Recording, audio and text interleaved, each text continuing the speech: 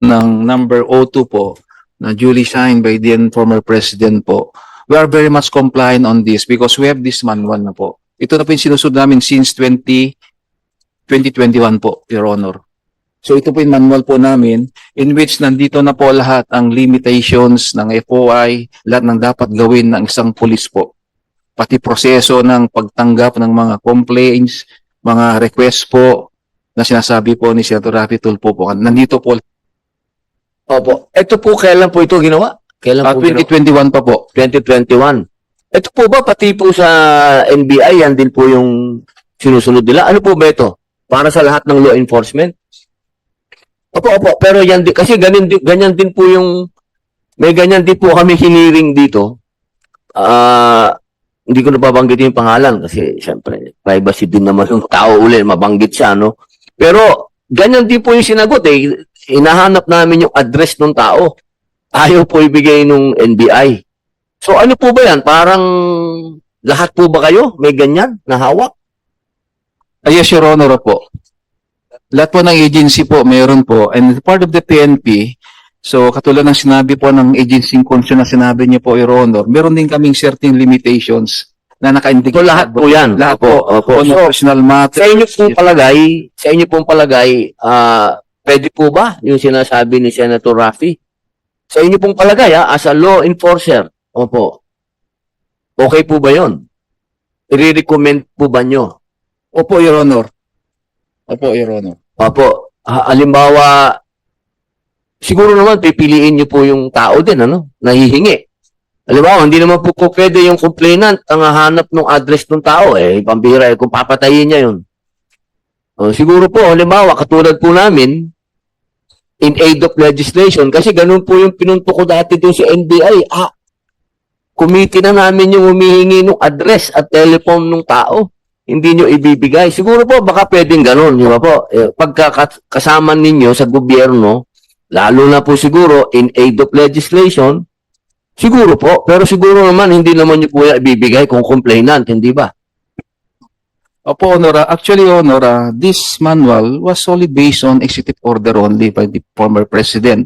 So, executive order to. In as much as yung nasabi po ni Senator Raffy Tulfo kanina, yung mga naging gaps namin, maging limitations namin, na ilagay nyo sa batas, yun pong susundin namin at babaguhin po namin ang manual po namin.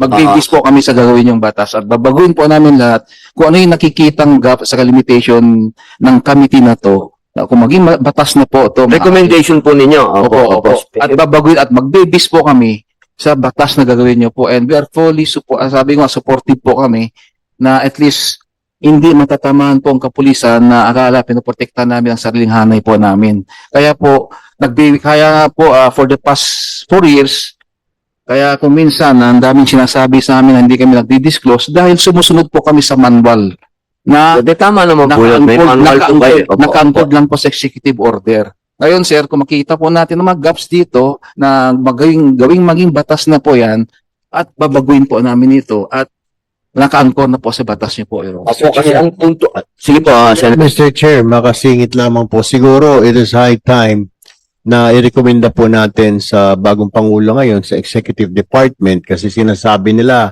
ito po ay nakabase lamang sa EO, iba pong administrasyon. Siyempre po, nung panahon po na yon, iba po yung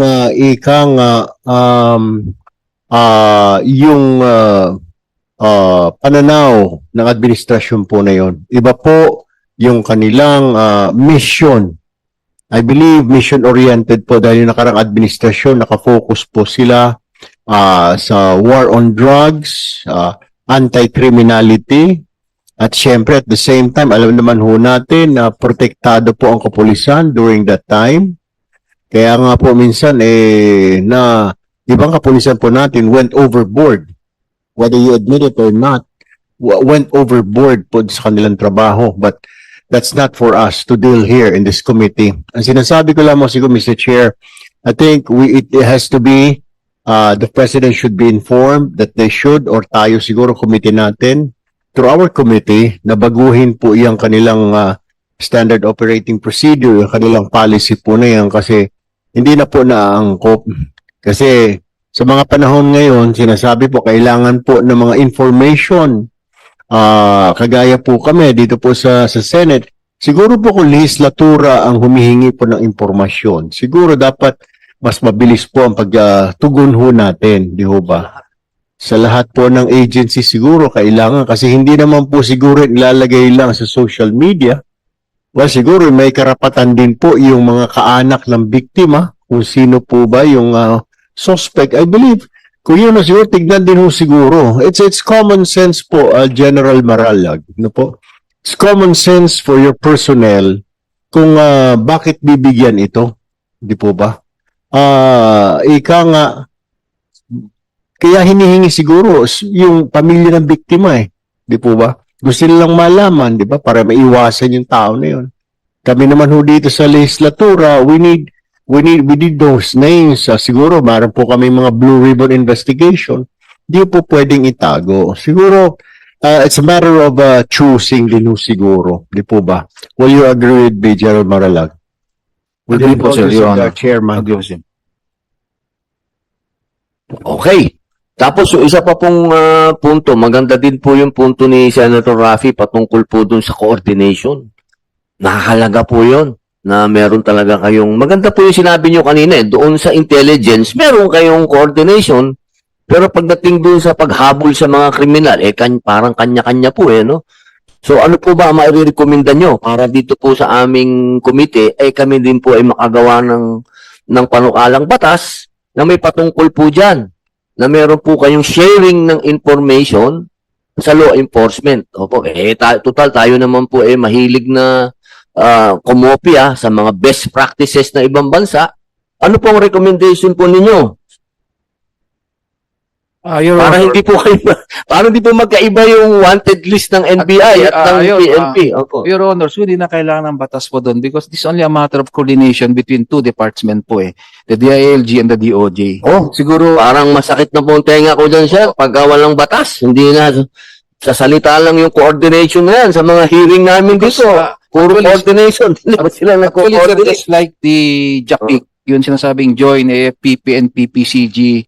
Terorista po yata yun. Opo. Yun po, hindi po nakasalalay sa batas yun, sir, but nakasalalay po sa established coordination between the security forces na time immemorial pa po. May NICA kasi, boss Nagmi-meet po kami. Sa NICA, batas Opo. yung NICA. Opo. Tandaan nyo, ang NICA, yan yung nagko-coordinate sa inyo sa intelligence. Yes. Actually, sir, Iba kasama... yung pinag-uusapan natin general, sa Opo, criminal. Yes, sir. Actually, sir, kasama din po sila doon sa NICA sa JAPIC. Oh. However, sa part po ng criminality kasi, yun ang nakikita kong gaps kanina na pagdating sa police, kumbaga, kanya-kanyang turf po kami, sir Kanya-kanyang turf kami. So, Yun nga ang problema. on our Kanya-kanya. part, siguro, sir, yung our part, we might as well make up a good coordination with the NBI and other law enforcement, excluding na yung JAPIC, sir, para pagdating sa criminality, we have a unison database po sa lahat ng mga data pertaining to criminality po. Kailangan mo ng Opo, batas opo. yan, general. Kasi Yes, sir. hindi Yes, sir. hindi kayo pwede Pwede rin po, basta ano, yes, sir. mag-sharing ng data nang walang batas.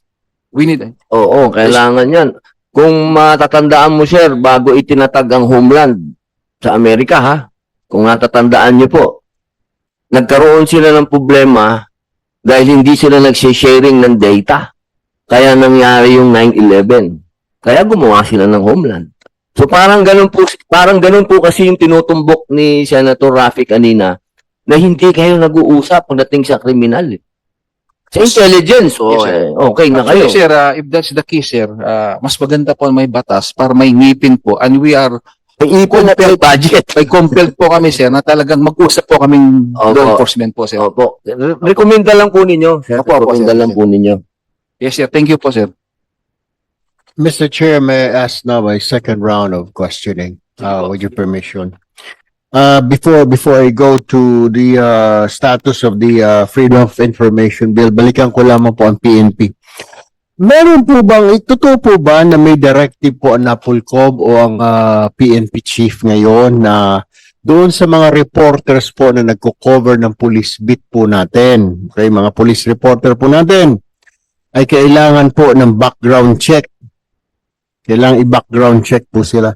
Ano po ang basehan po nito? Meron po bang legal basis po ito na kailangan i-background check? Nung ako po yung nagko-cover, wala naman pong background check kasi halos buwan-buwan nagro-rotate po yung aming opisina na kung sinong reporter ang pupunta or kung may sakit yung isang reporter, papalitan po muna ng isang reporter.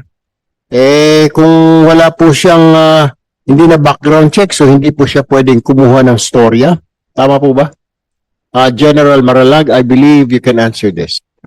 Actually, sir, wala pa kaming na-receive na direktiba, sir. Wala sa pag-upo ng bagong chief PNP natin, sir, sa opisina namin, sa directorate namin, pertaining to that directive. And for the information of this committee po, sir, kahit hindi pa ako na-assign pa sa DPCR, we have this press corps na nasa loob po ng Kamkrami, sir, na it comprises the different media, ABS, CBN, GMA, and TV4, nandun po lahat, sir. So, I do believe, sir, there was no any directive coming from the new chief PNP po, sir, to conduct background investigation po, sir. Alright, sandali lang po, General. Nandito po kasi ito National Press Club. Ito po yung asosasyon po ng mga media men and women, ng mga reporter. Sir, from NPC, magandang umaga po. Saan ho ito po ba totoo ba ito? Mayroon ba mga sumbong sa inyo ng inyo po mga miyembro? Mr. Chair, magandang umaga po, sir. Actually, this happened yesterday. Meron po kaming meeting ng Presidential Task Force on Media Security and it was presented to us. Yun pong background checking. Right there and there, hindi namin yun, tinutulan namin yun. Kahapon lang po yun eh. Directed from NAPOLCOM, suggestion nila yun, may background check yung mga nag-cover, particular sa krami. Oo, so, kumbaga, we shoot it down kasi hindi talaga tingin namin dyan, hindi po makatarungan para sa amin eh. Suggestion, but, yung po implikasyon nun, iba po sa amin. Had not for that presentation, mamanifest nila yun, kung hindi nila nilabas yung kahapon. So, doon pa lang, sa meeting namin ng PTPOMS, we shoot it down together with the Undersecretary ng DOJ na hindi talaga po pwede. General Maralag? Mr. Chair, since kasasabi po ng isang resource speaker natin na suggestion po ng NAPOLCOM, hindi po sa part ng PNP. Kaya nga, on the part of the PNP, as far as we are concerned, wala po kaming direktiba tungkol po dyan. And kahit po sila magtanong sa press corps namin na nandun ngayon sa loob ng Kamkrami, wala pong direktiba na nagkakandak ng background investigation. Katulad ng sinabi ko po kanina, na yung press corps namin, the FDA officers there, elected officers, ayan yung mga taga-ABS, mass media, nandun po lahat ng organization, sir. Wala pong complaint na na-receive kami. Ganito na lang, General, para marami pa po tayong itatakal na topic. Ganito na lamang po. If ever po makausap po ninyo ang hepe ng Philippine National Police, maging po ang Secretary ng DILG, parating po ninyo na tutol po ang komite na ito, ang komite po ng Public Information and Mass Media. Yan sa binabalak po ng NAPOLCOM. Kasi po, pag sinabing kailangan i-background check, short of saying na bawal mag-cover po yung isang tao po sa inyong lugar. Ito pa. Ano mo pinatago? Di po ba ang tanong lamang po dyan, bakit hindi kailangan i-background check yung tao? Criminal ba yung tao? You're already assuming that that individual may kaso. Hindi dapat pagkatiwalaan. By doing so, by making sure na naka-background check sila, na wala talaga silang napakalinis ng kanilang record, mahihirapan po tayo. Okay? So, I would suggest that when you go back to your headquarters, you inform your hierarchy, si Chief PNP, iparating po sa NAPOLCOM that we disagree. Yung kahit na yan po ay suggestion pa lamang po, wag na pong ituloy. Hindi po ba? Yes, Your Honor. Kasi kung itutuloy niya po, ipapatawag po namin siya dito. Kahit sino pa po yung Poncio Pilato dyan na nakaupo, NAPOLCOM, sino ho dyan. Papuntahin ho namin, papa-explica kung wala naman pong basehan na law to do a background check on our media men and women. After all po, kaya po nandyan yan eh. The fourth estate, kaya po tinatawag na fourth estate ng media, sila po yung eyes and ears of the public. Kung kailangan mo ng background check, short of saying, hindi ka pwede mag-cover, then parang may tinatago ho kayo, di ba? Kaya ito pinag-uusapan na rin natin yung freedom of information. Sila po pinakaunang source ng information and real information, not fake news po. Yung mga media men and women natin, particular na po yung press corps. Okay? Just manifestation, and probably you can inform your officials po, pati na ang NAPOLCOM. Yes, Your Honor. We will. All right, Mr. Chair, if we